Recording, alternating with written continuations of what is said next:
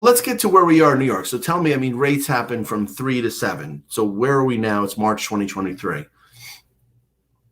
Rates are up from where they were at the beginning of February, but if we get a couple of good reports, we're anticipating them going, back down to where they were at the end of January. The buyers are out there. Buyers know where rates are. It's not like it was a year ago this time where buyers still thought that rates were 3% and they were qualified at 3%, and then rates went up, and you had to requalify them at the higher rates. So the ones that are out there now are definitely know where they're at. I think the mindset is I have to buy, and I'll take what the rate is, and I'll refinance it down the road once rates go down. Yeah. And also, the rates have been in this range, the 6 to 7 range, for the past 5 or 6 months. After a while, it gets to be the standard. Once you start seeing it all the time. Whereas I think we're at that point now. Excuse me? I think we're at that point now, and I think what happened Yeah. as a result of that, person buying a house for, let's say, 600 is looking at maybe 500. I mean, have you found that the monthly payment is really corresponded to a lower price home? Oh, definitely. And then, but there's other factors too. You're looking, if they're looking at a 2-family, they're seeing what they're going to get in rent and seeing how much the rent is going to pay of that mortgage. Like any time, it's about payment.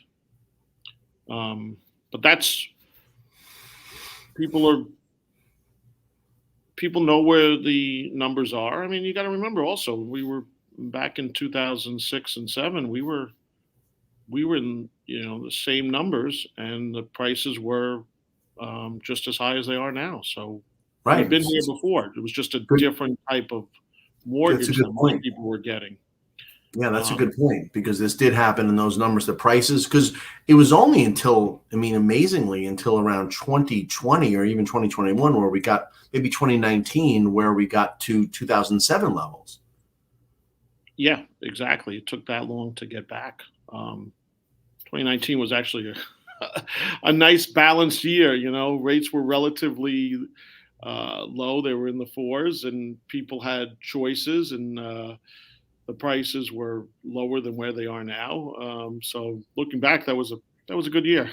I'm a little surprised. We say there's no inventory, and one of the reasons that surprised me, when a house goes on the market, someone's going to have to leave a really low interest rate, 4s, 3s, or even 5s and 4s, to get these rates. So what I've heard said is that, yes, but they're got a big cushion of equity, so it may not matter. They're not strictly stuck on a monthly payment, right? I mean, what are your thoughts on that? How can a seller sell?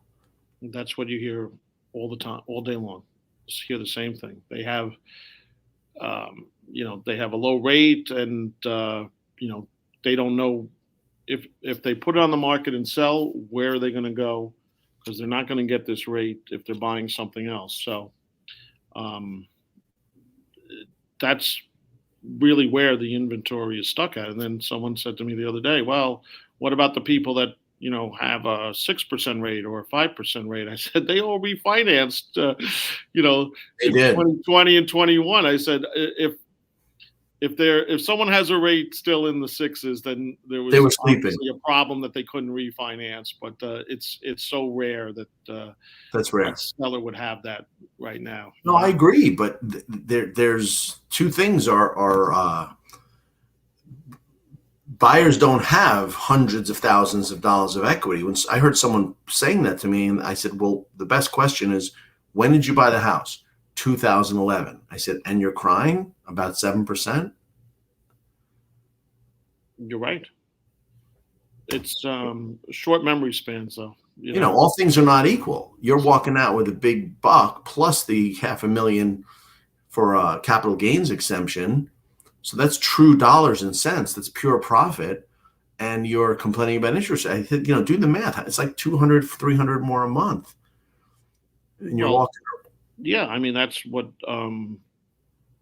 how a realtor would have to put it to the person, and it's a great selling point, and then maybe they're going to a lower cost area where it's not going to, the price is not going to be that as much as something in their area. So um, there's a lot of things you can speak to the seller about and convince them that this is the best move for them.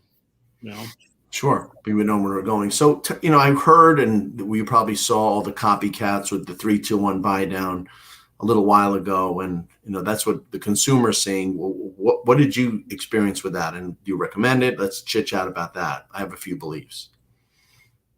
I mean, we were using it. I would say 6 months ago. For a couple deals. I wouldn't say I used it on a lot of deals, and it's really not. When rates came down back in the late fall. Excuse me. I'm sorry. Rates came down in Like Christmas, December right? and January. Right.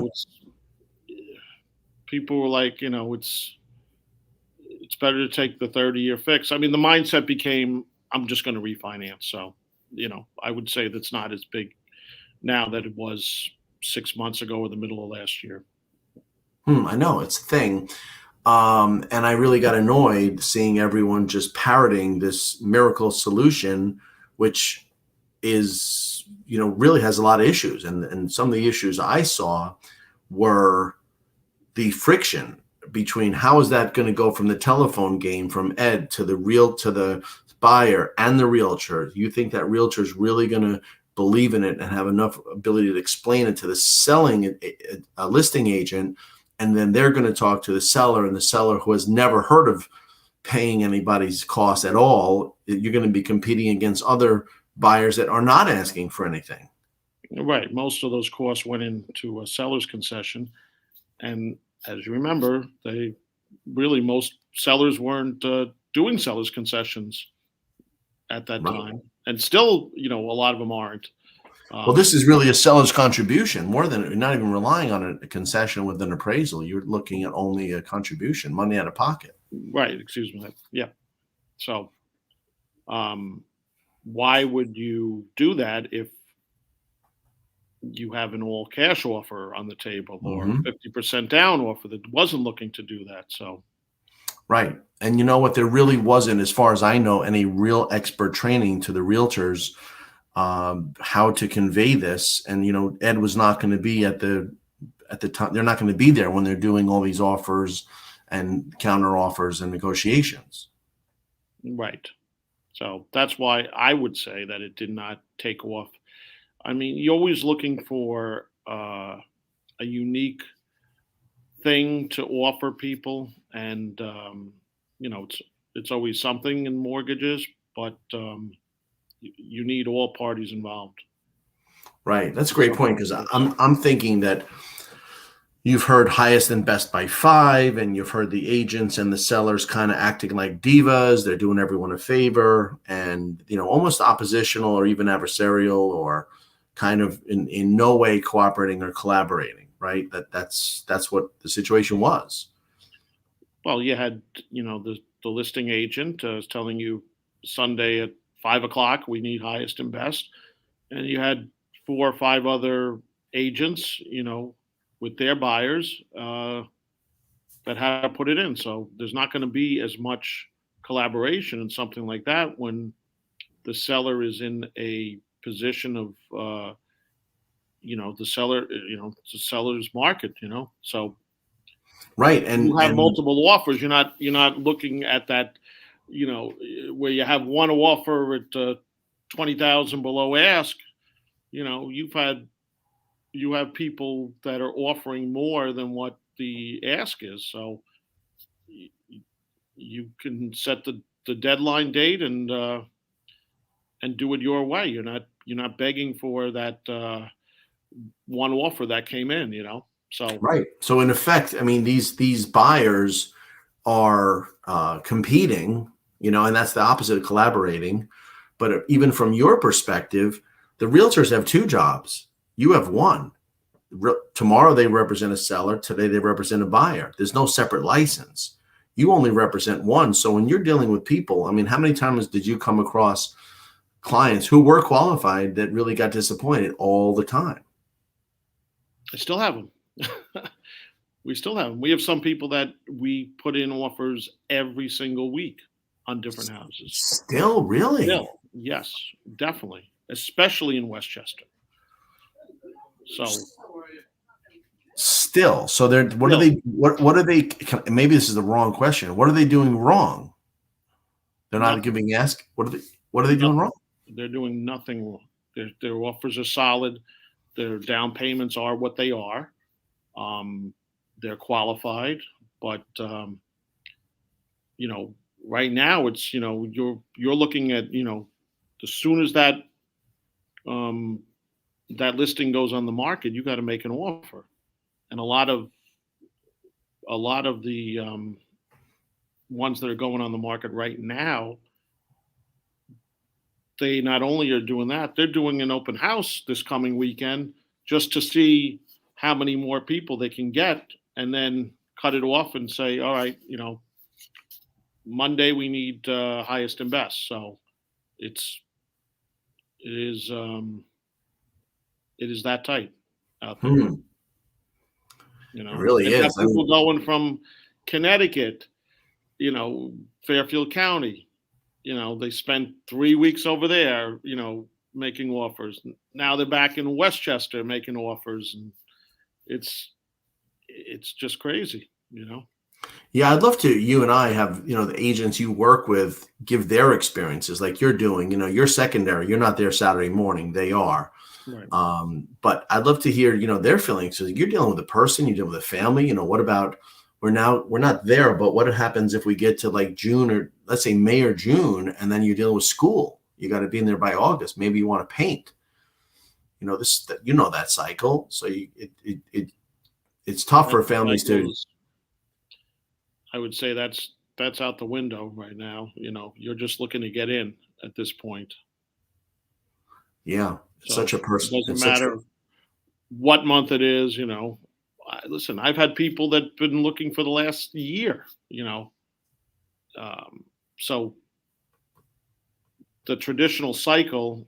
Yes, you would like to follow that cycle and get the kids in school by end of August, but a lot of times that's thrown out the window with the way the market is. And some people are saying there's going to be more listings coming on in the next few weeks, so we'll see what happens. But until then, we're here now.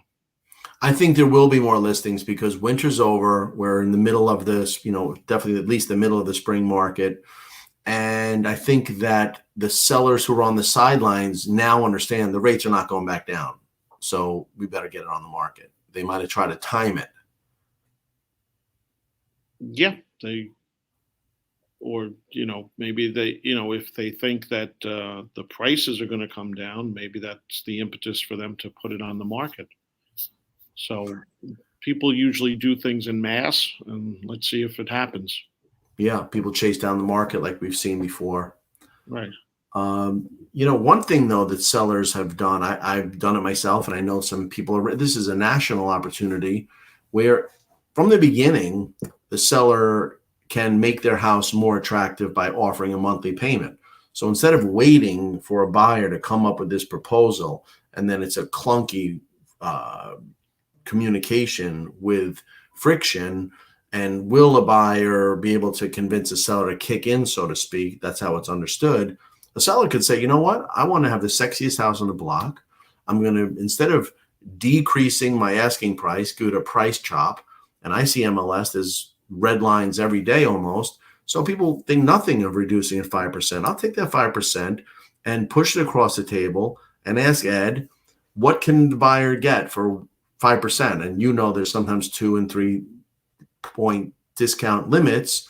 So, I mean, what do you think of that idea where the seller and the listing agent, and the listing agent is even more attractive to the seller because they can really give them something. So now the seller in a competitively priced market could have a really, really attractive property. You're right. Anything that's creative is helpful. You're 100% right, but you don't see it that often. You don't, because I think that the agents and sellers think that a price chop is a loss. But why is it okay to just chop, chop, chop, but then maybe spare one chop and push that money across the table? Because as you know, and these are just magical dollars. When you're asking 500,000, it's not like having $500,000. It's you're hoping to have $500,000. So why not push that across and collaborate? And I think it's going to be to everyone's advantage. Wouldn't a seller want a buyer to have an easier time? I agree. Yeah, I agree. I think that I'm worked on a bit of a series to do that. I'd love to have your input with your agents, because really I haven't heard any lenders proposing that or making that a solution, or even within the agent's listing presentation. You are correct. Yes, we should pursue it. Get a roundtable of agents and get the best ideas. I agree with you. Yeah. Plus, it's fun. It's fun to, because who has ever introduced anything into a listing presentation, or even better, a listing conversation? Who's done anything innovative in 100 years, right? What have you heard new? Glossy photos or social media? What have you heard new? Signs on your lawn? Exactly. So, that's a fun thing. 3D videos, drone. Drone. Drone That's already standard now. It's been standard for the last 5 or 6 years. Yeah, but that is a major advance. That's cool. You need the newest thing. Well, the drone, especially with an unusual or fancy place, that really makes someone aware of their surroundings. Really, it really was fantastic for the realtors to get that tool in there, and now it's so standard, that it's just a great way to look at property. Nothing beats going there, and I would always say go to the house and be in the house, get a feel for it. But the technology is fantastic, though. Yeah. Well, so I know you're super experienced. We met, I would say, close to 20 years ago. I know you're very successful, and other than doing a great job with your agents and referral partners, what's some of the ways you connect? Well, as far as connecting with the realtors and providing the way you provide value. What are some of the things? Listen, I do the deals that if they have a deal that's falling apart, they'll ask me to take a look at it, and I'll put it together and get it going in the right direction. I think that's a very big part of what I do. Someone that was turned down by another lender, someone that's or they were only approved for such and such number, and they want to go higher sales price. That I do all the time. Especially the ones that got turned down by another realtor or had deals fall apart. You always see on the listings, deal fell through. Buyer couldn't perform. Okay, Yeah. well, why not? Did that their agent never took them somewhere else to see what's going on and what the issue is, and and try and get the deal back on track. In fact, this morning we closed on a deal that the guy was in contract on another house back in last summer. 4 or 5 months, always promised a commitment, never got it. The deal was canceled, and he went to one of my realtors to get another house, and I took a look at it. We had him do a couple things and get the deal going, so it was qualified, and he closed. He closed this morning, so that's a very big thing that we do. Um, we we look at everything about the deal. I mean, we investigate. If they have other houses, we find out about those other houses. We look them up. We look up the comps to make sure that there's going to be no issues on value. We'll run it through the computer beforehand, so that they have, so that it's not just a pre-approval from me. It's been run through the computer, so they have it already approved through the computer. So once the deal goes in the bank, it's just a formality at that point. And sometimes you pick up on the computer. I just picked up one in Connecticut. I ran it through. He was going to contract, and it came back saying that it was a purchase, and they have an appraisal waiver. So instead of charging him, he saves the appraisal, and the realtor saves the time as far as going out there and waiting for an appraisal. So Mm-hmm. the other thing we do a lot is those people that are we get a commitment letter subject to a property, which is better. I think that's smart. Another thing that's better than a pre-approval. It's already been underwritten by the underwriter. They go in there with the commitment letter to the. So if you have, once again, like we said, multiple offers, everyone else has a pre-approval letter, and they're coming in with a commitment letter, they're most likely going to be the one chosen to get the house. So Sure. I don't know how. I mean, I don't know why that's not standard these days. If you have those resources, what desktop underwriting, you have those all those programs. I don't know why an agent would even leave something like that to chance. Because some don't know about it. Some don't want to push it.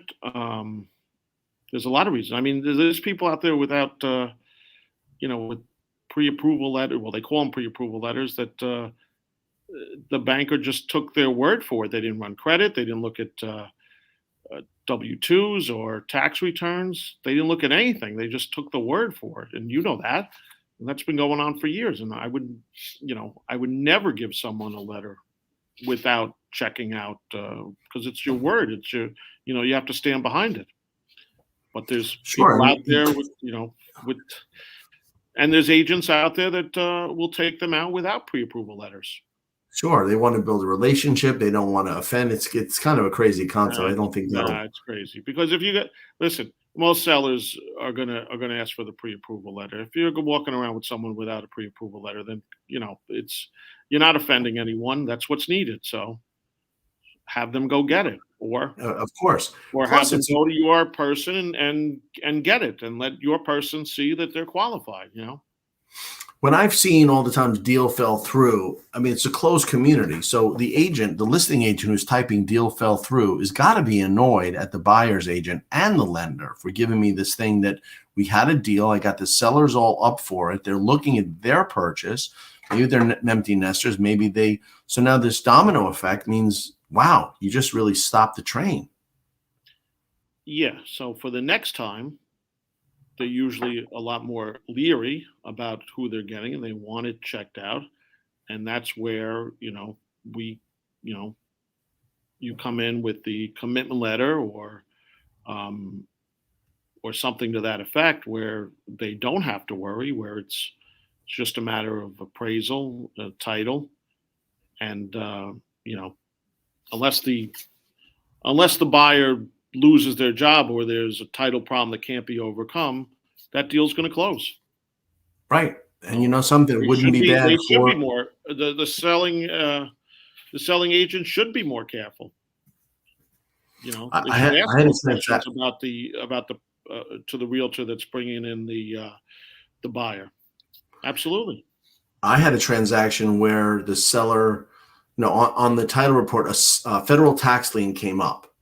So are you telling me that the seller didn't know about that? That means they list the property, they show it, titles run, in contract, federal tax lien. Okay. So, I mean, that's probably the most unmovable object there is. Exactly. So that should be checked. That's always got to be checked out beforehand. I mean, or at least have a conversation with the attorney. When the attorney that's representing the seller has the conversation with them, they should be asking this. And, is there anything that I should know about that's going to come up? But Ed, there isn't even a questionnaire. The listing agent should ask that as a barrier. There's not a questionnaire. Yeah, there's a no lot of standard. questions that should be asked when you list the house. Who owns it? Well, that can be, you got to check that out. Go online, check it out. There's a lot of things you can check out prior to, and then have the, questions answered by the seller too. It's not just about, getting the listing and putting it on the market. There's things that need to be checked out. Listen, yeah, we see a lot of listings where the taxes are wrong. Sure, always. That's a very big thing. Or, and that's a lot of, that's a if the taxes are listed at say 10,000, they turn out to be 18,000. That's a huge difference in qualifying someone. So let me ask you this: how does that affect your analysis, your debt to income? Well, the monthly payment is more. Right. So if they're on the line, and a lot of people, go right up to the limit at least a lot of my buyers go right up to the limit as to what they qualify for, whether it's a 45 back end, 50 back end, 55 back end, 56 back end. Wow, that's FHA, right? That's really pushing it. That's if you're talking about a difference of 8,000 a month, 8,000 a year, pushing it up. $275. That number up is going to be, it could kill the deal, and a lot of times it does. Sure. So that's why I think we're going to have some sticker shock, because places you just mentioned, like Florida, where you buy a house here, it was a small number in 2017, 18. Now they're going to be reassessed, and there's no control. Even where New York with insurance, my insurance went up, my house insurance, my car insurance. So now whatever you do, whatever analysis you make, it's based on today's snapshot. What about in 2 or 3 years when both taxes and insurance go up and the bank says our escrows are a bit out of whack?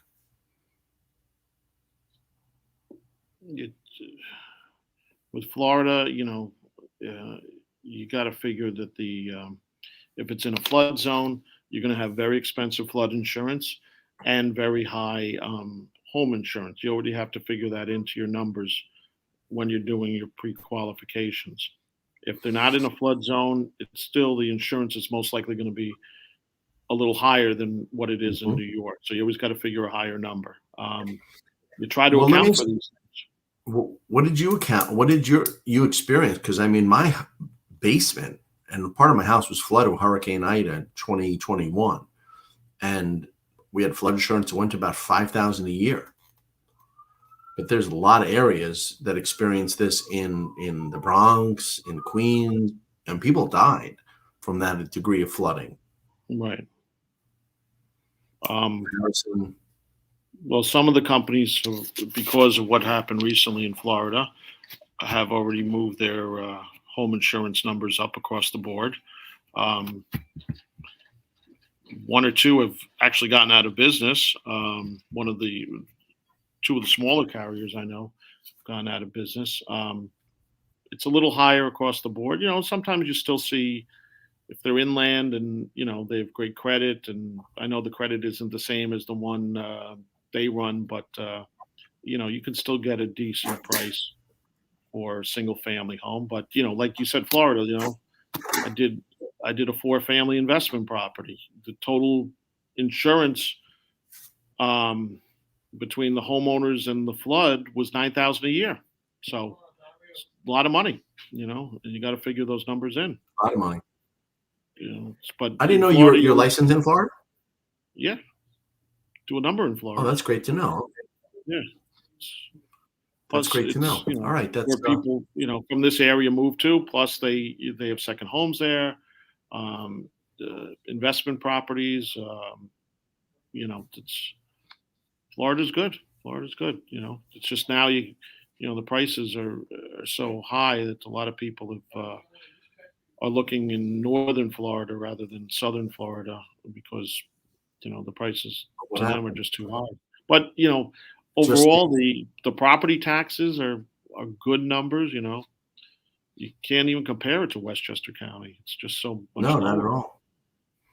Not at all. Um, And I spoke to some people, when you're experiencing those oil or gas, $500 or $800 a month, my friend said, he said, listen, I don't pay that. It made me think, wow, that's another huge expense, not paying, in the heat and just avoiding 6 months of heat. right, right. Although we have a Think mutual friend that you're going to say air owns an oil conditioning. owns an oil company, and he told me this year wasn't good at all because the weather was. We didn't I have any know. snow early, and it wasn't that cold. So, I but it's all think relative. I'm sure. I'm I sure know the next person. winter will be very, very cold, and he'll make money. Yeah, I think I know the person we're talking about. I'm not Yes, crying either. He's a great guy. yes, he is. So that's funny you say that. So what about the non-QM? I heard they're kind of really being strong these days, and they're high rates. But are you doing much non-QM? Yes, do non-QM have every program there is in non-QM? Um, they are good. People after once the pandemic hit, a lot of the non-QMs companies went into hibernation. They weren't doing anything, but as we came out of it, they came back, and I would say it's very strong right now, very strong. Yeah, And there's multiple ways of doing the deals. You just have to have the down payment, 20%, 25%, and decent credit. But they are getting done, definitely. right. There's a program I do that's most are rental equals the mortgage, or they look at a P&L. This one doesn't. This one doesn't even look at that. It just looks at your credit and make sure the down payment is 25% or more, and they get that. They get it done that way. So Wow. obviously the So it's rates a are little bit higher. like A little bit like hard the money, old. almost. Yeah. In a sense. Um, but they're looking for those type of deals, and it's a lot quicker. A lot quicker. Sure, because property I had, basically the underwriting is done day one, unless things change. Right? It's yes or no. It's not. You're not verifying. You're just observing. Right. I like to send it to the rep first, and then let the rep tell me, before I put it in.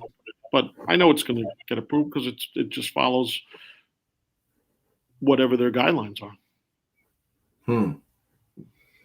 That's great stuff. And I But mean, it what kind is of? it I is know, strong right now, Scott.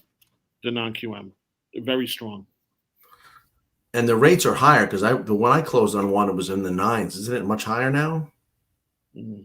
Yeah, it's range depending upon the program. It's been ranging between 8% and 10.5%. Yeah, went up. So You got to that's I figure it's know. going to be 2 to 3% more than where the conventional rates are. That's how you always got to look at it. Kind of look at higher risk. And what's been really the basis of your networking? I mean, are you weekly with agents and back and forth with conversations? What do you do? What's been your secret as far as connecting meaningfully with these real estate agents? I've been, talk to them on the phone, emails, texts, um, going out to different networking events, dinners, that sort of thing. It's been everything, It's been doing that almost my entire career. So, Right. It's all the tried and true methods. All the I go to closings. That's important. That's I go not to usual. I go to almost every closing. I'll see both attorneys there. Usually, I'll see two realtors, title company. I think that's very big. I think the buyer wants you. They don't know that I don't actually do anything at the closing, but they'll call you before the date and say, "Oh, I'm going to see you there," and I'm like, "Yeah, you'll see me there." Yeah, But you did nothing at the closing, but you did everything before the closing. right, I got it to the table, right? But at the table, I don't do anything. But they like to see you there, and it's just assurances that you haven't. I'm there. I'm not going to forget about you just because you close. Um, and I think it works out well. Um, Plus, you get to meet everyone in person that you might not know, and we've seen deals that the other realtor, the seller's realtor, might say, "Oh, I like the way you did this deal. Hmm. Uh, I'll I'll start using you." So, Sure. that I works. mean, plus you're getting them at the happiest time. The middle, they're kind of angry and they're maybe annoyed, but now, it's all good. So you'd You rather are see them with smiles, right? you are so correct about that. No matter what happened in between, they're mad at the seller, or the seller's mad at the Doesn't buyer, matter. or someone's mad at an attorney or a realtor. At closing, Doesn't it's all matter. smiles, and it doesn't matter because you're closing and you got to where you Yep. needed to get to. And Yeah. just going back to when we were, back before 2008, if you remember, they put in rules after 2008, where you have to have a closing disclosure sent to the buyers at least 3 days beforehand. With the TRID. You have to have the rate locked uh, minimum 4 days before closing, probably earlier than that. And so people know what to expect, whereas before, they just had a general idea of what the numbers were. Um, so they go in, they know almost to the penny how much they need to bring. They know where their rate is. They know what their payment's going to be. Nothing will change uh, after the CD is issued, and I think it was good. I think that those rules that were put in place were good because you remember also. They want to get their checks beforehand. You remember you'd show up at a closing and Oh yeah. they would send the client out to get the checks right then and there. After they already It was arrived at the always, closing. I, So I used to drive around with about 10 files, whether it's a seller file and a bank file. We go around and get the numbers at the closing, sometimes after 5, put it in and say, tell the client, bring too much, push the bank check across the table. The attorney will write you a check back. Just give them too much so you're safe. Get a check right back out of escrow right that minute. But to be safe, because we didn't know, you just had to bring enough. right, and the ones that didn't have their bank near the closing office, they could be gone for 2 hours, and Oh everyone's yeah. sitting around waiting for them to come back with their certified checks. We'd be sitting at closing, wasting away an afternoon. Yeah, that's Yes. that's Now um now closings are, I'd say max an hour and a half, unless they're waiting for some other thing. But the closing shouldn't be more than an hour and a half at this point because everything's already done. A lot of times the seller's pre-signed too, so a lot of times you'll only have the buyer's attorney and the title company there.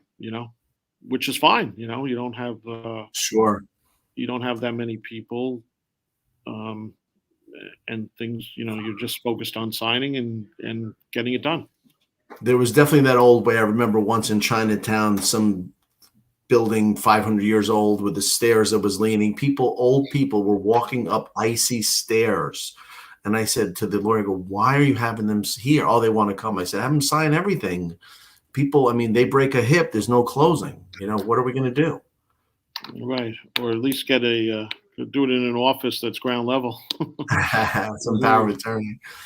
That's great. Well, listen, I'm really happy to have someone of your quality and experience and background. I mean, what I see that we use this PlugIntro platform is to give you a voice and have your agents in this market. They really can use some local exposure, give them a chance to learn more about what they do, and even further down the line, empower the people in the business community. The people in the business community, to me, are the best niche, and they're really underserved. They are not fly by night. They're paying taxes. They're sweeping the sidewalk. They're generational. An accountant doesn't just move in and move out, right? It's not a shoe store. So those are people that really could really can realize a benefit, and why not work closely with them? It's a perfect fit to me. So we're here to, I think, give them more of an exposure than they ever would have had. That's great. That's really good. Yep. And more importantly than that, your agents will love it. The agents really want it. Some edge right now. I mean, they need an edge. The market is not serving them all well. Yes, absolutely. You know it. Cool. Okay. Well, I want to thank Ed Angelino. Give us the best way to reach you, Ed. 917-689-3239, my cell phone. Great. 917-689-3239. We'll make sure that those agents that you invite to your platform see this, and let them know that you're providing them and sponsoring them the opportunity to be heard as well. It's exciting.